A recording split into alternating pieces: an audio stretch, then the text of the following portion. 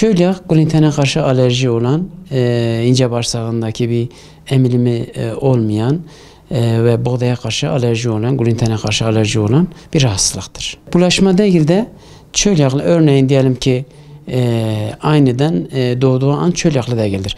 Gluteni yediği zaman, yani ekmeği diyelim ki buğdayı tükettikten sonra çölyak meydana çıkabilir. Yani bu çölyakın örneğin diyelim ki desen ki buğdanın içinde emilimi sakızımsıya benzer bir emilimi var. Bu emilimini ince bağırsağı havluya benzer. Havluda emilimi yapmadığı için glutene karşı alerjisi başlar. Başladığı zaman da çölyak ortaya çıkar. Yani çölyakların ince bağırsağı ters deriye dönmüş gibi bir şey düşünün. Bir çölyaklı kardeşimizin ne ekmeğin iğne ucu kadar bile tüketmemesi lazım. Yani 20 ppm'in altında kesinlikle üstünde tüketmemesi lazım. Yani buğday, arpa ve yulaf. Kesin ve kesin bunun içinde gluten var. Çölyak hasta kardeşlerimiz kesinlikle bunları tüketmeye yasaktır. Çölyak hastası bir bulaşıcı değildir zaten. Bir hastalık değildir. Çölyak normal olarak bir insanın ince bağırsağındaki tırtırlı, yani havluya benzer.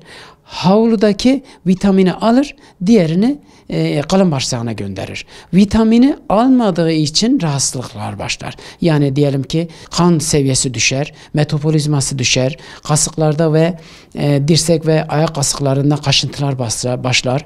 Artı kronik kabız ve kronik ishallar başladığı zaman çölyak meydana gelir. Şu an tedavisi yok. Ömür boyu glutensiz beslenmesi lazım. Kesinlikle çölyak bir hastalık değildir. Çölyak bir glutene karşı alerjidir. Urfa'da 2220 tane çölyaklı kardeşlerimiz var.